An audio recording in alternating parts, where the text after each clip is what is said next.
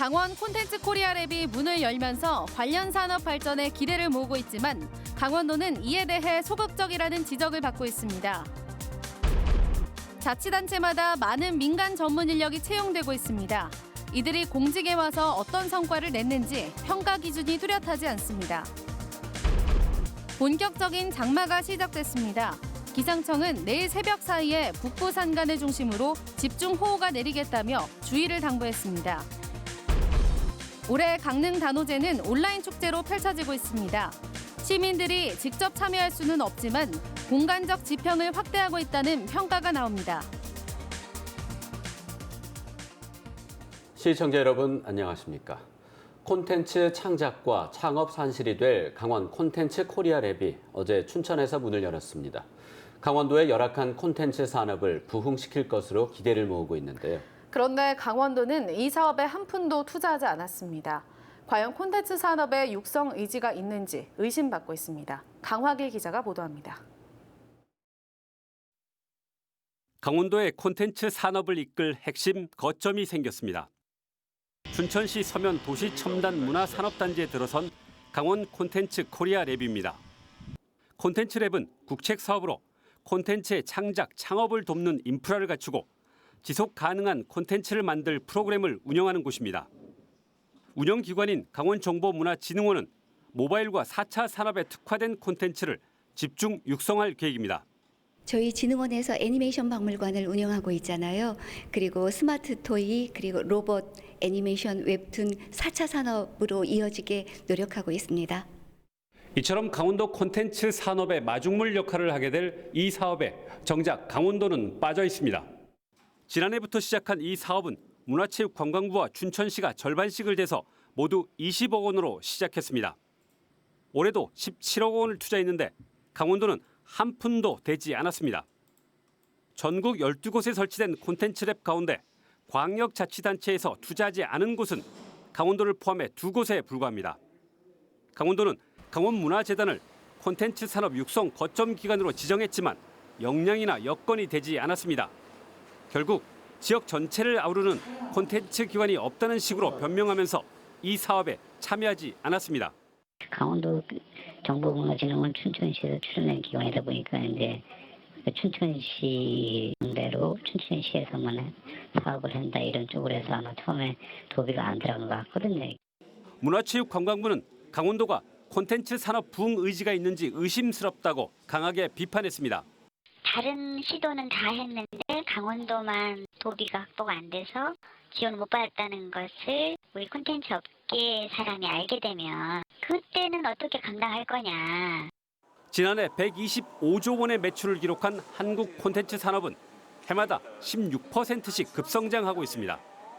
하지만 강원도는 2,700개 업체에서 평균 2억 원, 6,300억 원의 매출을 내는데 그쳤습니다. 전국 비중이 0.5%에 불과해 수년째 꼴찌에서 헤매고 있습니다. MBC 뉴스 강화길입니다. 자치단체마다 시민들을 위한 다양한 정책을 추진하면서 많은 민간 전문가들이 공직에 채용되고 있습니다.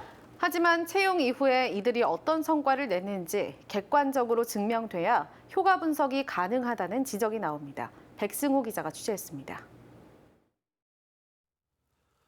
춘천시의 행정기구 설치 조례 시행규칙 개정안입니다. 춘천시장이 공무원 4급에 해당되는 정책보좌관을 임명할 수 있도록 한 내용을 담고 있습니다. 이재수 춘천시장 취임 이후 춘천시청에 민간 전문가가 많이 채용됐습니다. 서기관급인 보건소장을 비롯해 시청 과장급인 시민소통 담당관과 서울사무소장, 6급에 해당되는 전략홍보 담당과 마을자치 담당 등입니다. 춘천시 임기제 공무원 60여 명 중 전문 분야 채용은 29명에 이릅니다. 그런데 이렇게 채용된 전문가들의 성과가 무엇인지 알 수 없다는 지적이 시의회 자유 발언을 통해 나왔습니다. 기존 공무원들이 같은 일을 맡았을 때와 업무적으로 별 차이가 없다는 얘기입니다. 오히려 외부 인사 채용으로 공무원들의 상대적 박탈감이 커진다고 지적했습니다. 성과 분석, 거기에 일반 시민들을 참여시켜서 이분이 이 분야에서는 얼마나 성과를 냈냐, 그런 것들도 검증하면은 더 또 이재수 시장도 시민들한테 더 떳떳하지 않을까. 실제로 공직에 입문한 민간 전문가만을 위한 성과 분석 시스템은 없습니다. 일반 공무원들과 같이 목표 달성 지표 등으로 평가받을 뿐입니다. 그 생각의 차이일 뿐일 거예요. 뭐 전국 각지 지방 정부 또는 중앙 정부에도 개방임 기제가 엄청나게 들어와서 역할이 크거든요. 특히 마을자치 담당의 경우 시민 주권과 같은 생소했던 정책을 춘천시에 잘 정착시켰다고 평가했습니다. 하지만 전문가로 채용된 만큼 기존 공무원들의 성과 기준과는 달라야 논란의 여지가 없을 것으로 보입니다. MBC 뉴스 백소입니다. 지난해 10월 강릉시장과 부시장이 시청 집무실에서 독감 예방주사를 맞았다는 의혹이 제기돼 논란이 됐습니다. 그런데 원주에선 더 광범위하게 오랜 기간 이뤄졌는데 사법 처리 절차에 들어간 강릉과 달리 원주 경찰은 아무런 조치를 취하지 않고 있습니다. 황구선 기자입니다. 강릉경찰서는 강릉시장 집무실을 찾아가 시장에게 독감 예방 접종을 해준 강릉시 보건소장과 소속 직원을 의료법 위반 혐의로 검찰에 송치했습니다. 지난해 세간을 떠들썩하게 한 이른바 황제 접종은 원주에도 있었습니다. 시장과 부시장에 그친 강릉과 달리 원주시에선 시장과 시의원, 간부 공무원까지 수년 동안 보건소 밖 집무실과 의회 모임방에서 출장 예방접종 서비스를 받아왔습니다. 의료법에는 의료기관이 아닌 곳에서 의료행위를 하는 걸 불법으로 규정합니다. 강릉경찰서가 검찰에 송치하는 동안 원주경찰은 이렇다 할 조사도 진행하지 않았습니다. 그냥 내일 해야 돼, 내일. 지금 뭐 당사자도 없고 뭐. 강릉시장의 황제 접종 문제를 제기했던 시민단체는 공직사회 내 갑질을 넘어 엄연한 현행법 위반이라는 걸 강조합니다. 시민의 혈세를 가지고 공직자들이 예방접종하는 것 자체도 도덕적으로 문제가 있지만 의료법 위반에도 명백하게 위반되는. 원주시 보건당국은 시민을 자주 만나는 시장과 시의원들이 감염병을 옮기는 걸 차단하기 위한 연중 의뢰였다며 원창묵 시장 등을 상대로 접종비를 환수했고 더 이상 고위 공무원이란 이유로 출장 접종을 해주지는 않겠다고 밝혔습니다. 와서 맞을 시간을 찾려고 해요. 의료부터는 합법적으로 왜냐면 지금까지 그렇게 불법으로 그렇게 됐었으니까. 똑같은 황제 접종이 강릉에선 처벌받고 원주에선 처벌받지 않는 상황과 관련해 검찰은 수사 지휘나 직접 수사를 검토하고 있습니다. MBC 뉴스 황구선입니다. 코로나19 여파로 올해 강릉 단오제는 사상 처음으로 온라인에서 펼쳐지고 있습니다. 시민들이 직접 참여할 수는 없지만 유튜브 등을 통해 세대 간 격차를 줄이고 공간적 지평을 확대하고 있습니다. 홍한표 기자가 보도합니다. 국사성황신의 신목을 모신 재단 앞에서 온종일 구성진 구판이 펼쳐집니다. 코로나19 사태의 종식과 강릉 시민의 안녕을 내내 기원합니다. 올해는 강릉 남대천 단오장 국당이 아닌 홍제동 국사여성황사에서 무관중으로 펼쳐지지만 유튜브 강릉 단오제 채널을 통해 실시간으로 생중계되고 있습니다. 단오TV 역시 매일 오후 2시부터 4시까지 다양한 단오 프로그램을 소개하고 있습니다. 올해는 무관중 온라인 공연으로 진행되고 있지만 많은 시민들과 소통하고 있습니다.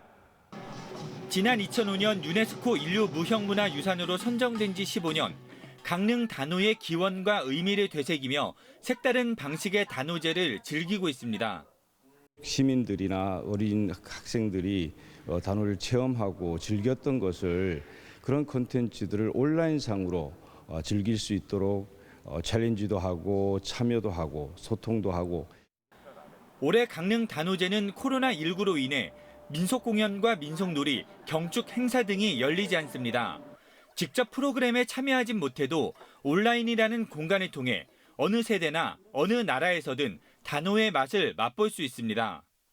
온라인으로 방송을 하는 강릉 단오 굿은 앞으로 어떻게 보완해야 하고 어떻게 나가야 되겠는가 하는 것을 점검할 수 있는 기회이고 또 어떻게 생각하면 지구촌이 단오를 즐길 수 있는 거의 유일한 그러한 기회라고도 할 수 있겠습니다. 관객과의 물리적 거리가 가장 좁은 이벤트는 청소년들이 펼치는 단따라 공연. 단오를 기리는 음악에서 최근 K-팝까지 관객과 사회적 거리를 유지한 채 공연을 펼치고 있습니다. 코로나 때문에 그 단오가 안 돼갖고 좀 마음이 좀 아팠는데요. 여기 그 온라인 공연하고 이러니까 좋습니다. 공연도 하고 이러니까 와서 보니 좋아요. 온라인 축제라는 새로운 시도를 한 강릉 단오제는 축제 나흘 만에 유튜브 구독자가 2,600명을 넘어서고 있습니다. 코로나19가 천년축제 강릉 단오제의 모습도 바꾸어 놓았습니다. MBC 뉴스 홍한표입니다.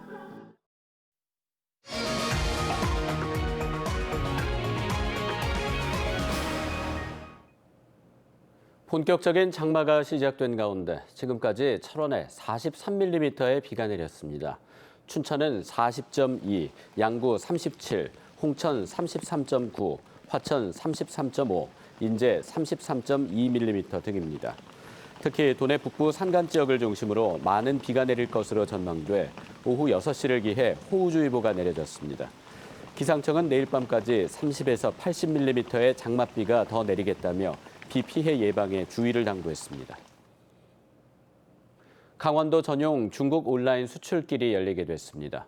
강원도는 오늘 도청 앞 광장에서 중국 온라인 첫 수출 선적식을 열고 중국 남경과 온라인 협약을 체결한 20억 원 규모의 화장품 60여 종을 중국으로 보냈습니다. 도내 화장품은 중국 최대 온라인 쇼핑몰 안에 강원도관을 마련해 생방송 온라인으로 판매할 예정입니다. 강원도는 중국 남경에 강원도 온 오프라인 연동 상품 체험관을 올해 10월까지 개설하는 등 중국 온라인 수출 플랫폼을 구축할 계획입니다. 강원도 송전탑 반대 대책위원회가 한국전력이 강원도민들을 돈으로 매수하려 한다며 규탄했습니다. 대책위는 오늘 강원도청 앞에서 기자회견을 열고 한국전력이 강원도에 송전탑 설치를 추진하면서 주민들이 설치에 합의하면 특별 지원 사업비를 마을마다 주겠다는 약속으로 주민들을 돈으로 매수하려 한다고 비판했습니다. 또 산업통상자원부 장관에게 정부의 입장이 무엇인지 묻겠다며 상경집회를 예고했습니다. 대책위는 주민 모르게 선정한 입지선정위원회도 인정할 수 없다며 명단 공개를 요구했습니다.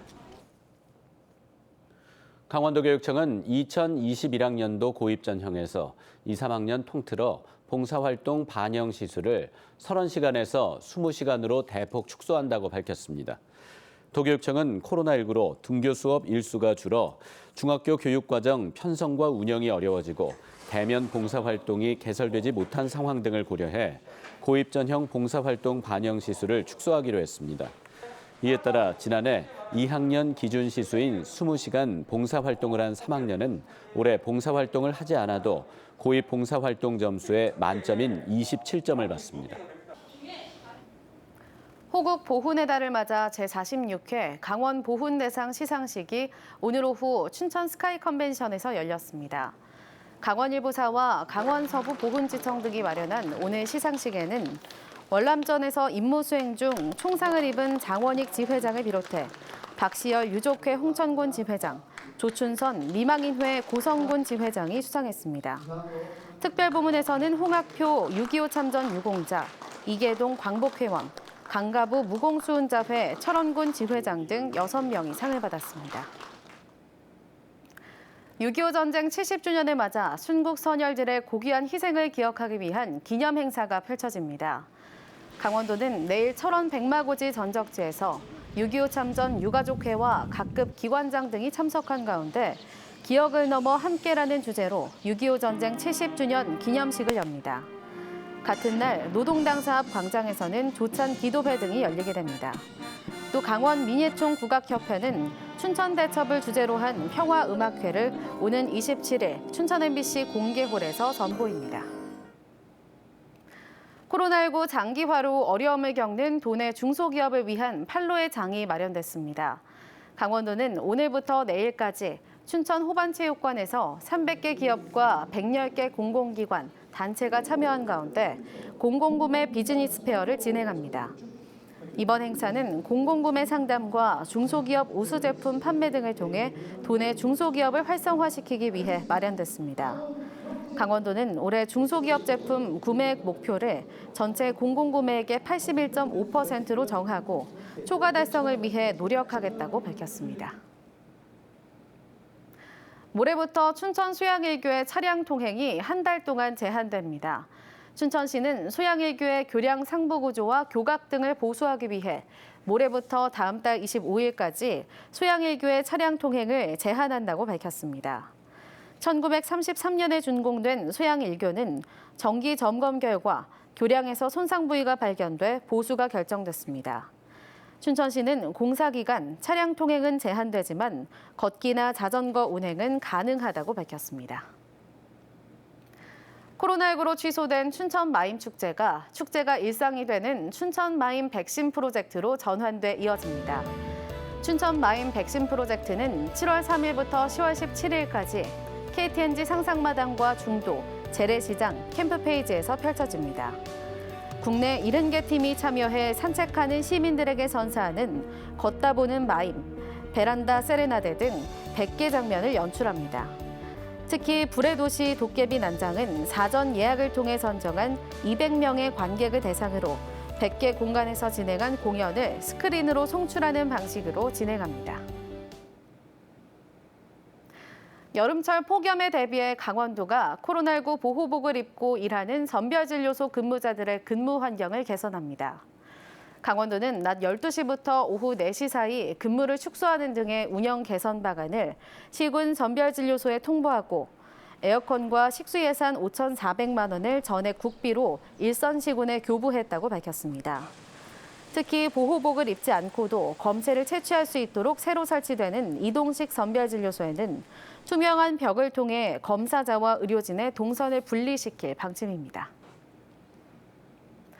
어젯밤 10시 15분쯤 홍천군 내촌면 와야리 내촌천에서 다슬기를 잡던 62살 A씨가 물에 빠져 숨졌습니다.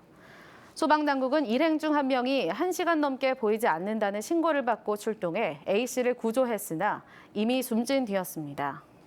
이보다 앞서 지난 5일에도 홍천강에서 다슬기를 잡다가 실종된 62살 B씨가 하루 만에 숨진 채 발견됐습니다.